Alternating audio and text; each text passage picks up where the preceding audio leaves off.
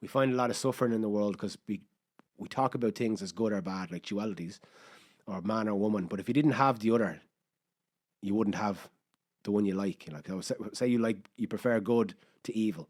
If you didn't have evil, good would just be. It wouldn't be good. It would just be there'd be nothing to contrast it against. Or like I was telling you before, we like to look at. We don't look at the background of things. Everything needs to be set against something else. There has to be a contrast. Like if you're reading a book, if you're reading a page, a beautiful poem and a page, and it's just you're looking at the words on the page, but you're not noticing the page behind it. And if you didn't have the page for the words, you wouldn't have the poem.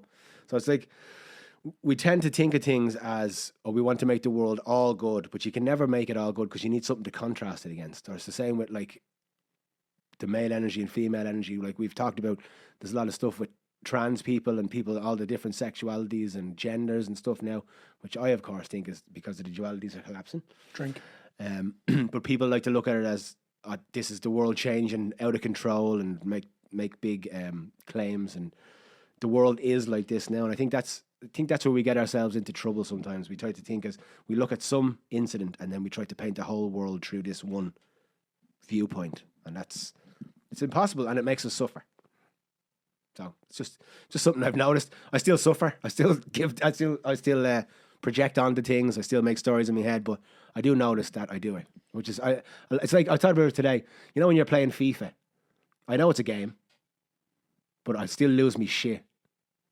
Like, I still, like if something goes wrong and it's not going my way, I'll still lose me shit. But then I'll come back soon after and go, I realize it's a game. And some people don't even realize it's a game. You know, some people are locked into life. I also think it depends on who you're playing. So me and one of my younger brothers are very competitive, whereas me and the other one wouldn't be as competitive. But if me and him were playing FIFA, like, we can evoke a reaction in each other that. Yeah. Well, and that comes back to the mirror effect, doesn't it? My two younger brothers are just because he knows I'm better than him as well, just in case he's listening. In the comments, but I'd have that. My two younger brothers are a bit like that. They've always been like, yeah. My brother, I think, itchy and scratchy. Itchy and scratchy. Yeah. Me and my middle brother, we kind of hung around always, but we always got on, pretty much always. We always got on unless we went away on holidays. Then we used to have punch ups. We had a famous one in Dublin Airport one time. In the airport? Outside the front of the airport, yeah. Because what happened was we'd been in the Canaries or something, and we had... Was this on the way home? On the way home. Right. We'd been in the Canaries. It'd been a long old week, 2 weeks, long old 2 weeks, I think it was.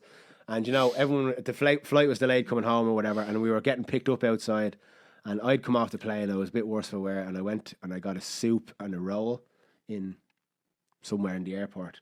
And of course, this took 3 minutes that my brother did not agree to take. So I walked out of the airport with me soup in a roll. He walks up, slaps the two of them out of my hand, punches me in the face, and the two of us started digging the head out of each other. Right outside the airport, like running out in front of taxis, kicking the shit out of each other.